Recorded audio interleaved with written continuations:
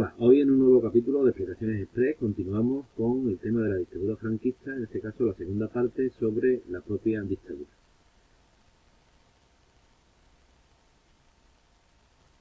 Que abarca desde 1939, desde que acaba la guerra civil, hasta la muerte del dictador en 1975. El franquismo se caracteriza por una serie de pilares, bases y una estructura que se fue creando.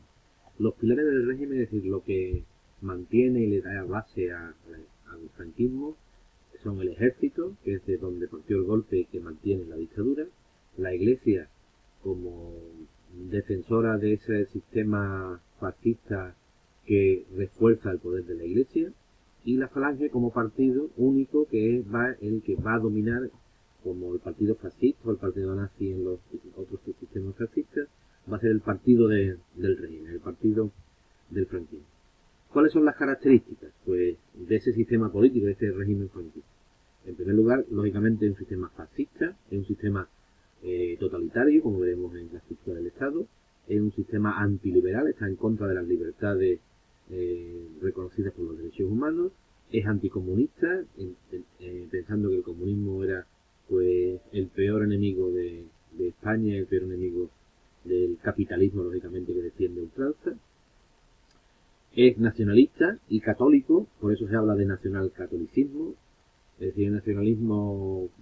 español que niega cualquier otra variedad, cualquier otro nacionalismo dentro del Estado, y la gran influencia de la Iglesia, y por eso lo apoyo tanto, porque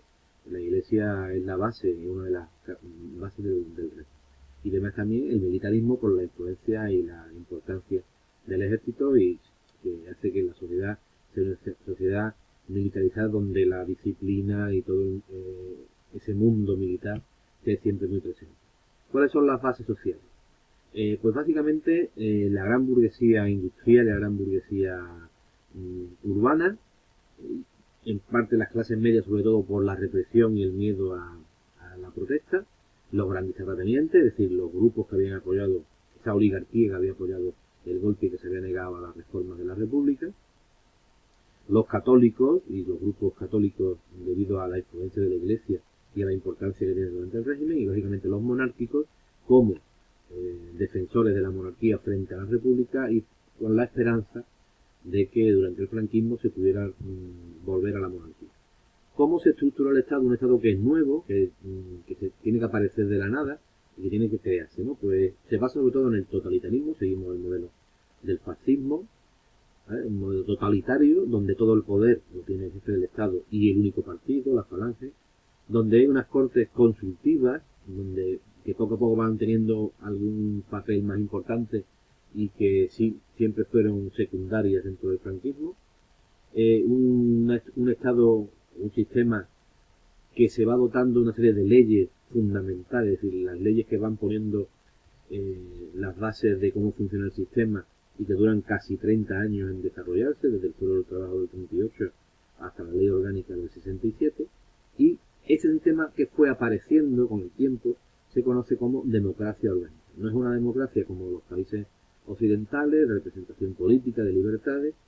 y por lo tanto no es democracia, pero se le llamó democracia orgánica porque había una cierta representación, una representación siempre dominada por el partido y por el jefe del Estado y por el sistema, y basada en una serie de grupos como la familia, los municipios, etcétera, controlados, los sindicatos, el sindicato, porque solo había uno, el sindicato vertical, controlado por el Estado y el poder. Esa es la estructura. ¿Cómo fue su evolución? Pues el franquismo tiene dos grandes etapas. Del 39 al 59, el primer franquismo, que es el más duro, el de mayor represión, el de mayor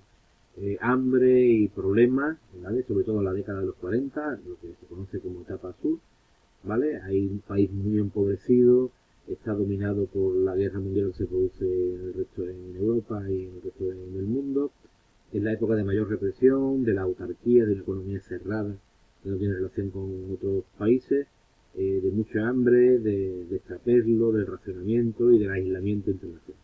En la década de los 50 se produce una primera apertura, sobre todo debido a la Guerra Fría, que ayuda al franquismo a sobrevivir prácticamente. Se llegan a los primeros acuerdos con Roma, con la Santa Sede y con Estados Unidos en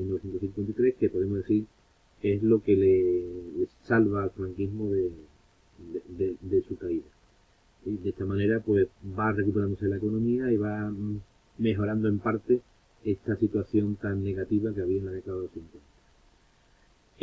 Después pasamos al segundo franquismo, ya en la década a partir de los 60 y los 70. En la década de los 60 se produce lo que se conoce como el desarrollismo económico, ¿vale? Se inicia un plan de estabilización con gobiernos de tecnócratas que liberalizan la economía, que hacen desarrollar la economía de manera muy grande, con los planes de desarrollo y un crecimiento económico importantísimo, y se empiezan a liberalizar las costumbres, aparece por ejemplo el turismo. Y en la década de los 70 aparece el declive, la crisis del régimen, críticas internas, la crisis del petróleo que no aparece aquí, problemas con el Sáhara, la enfermedad del dictador y al final pues muere en 1975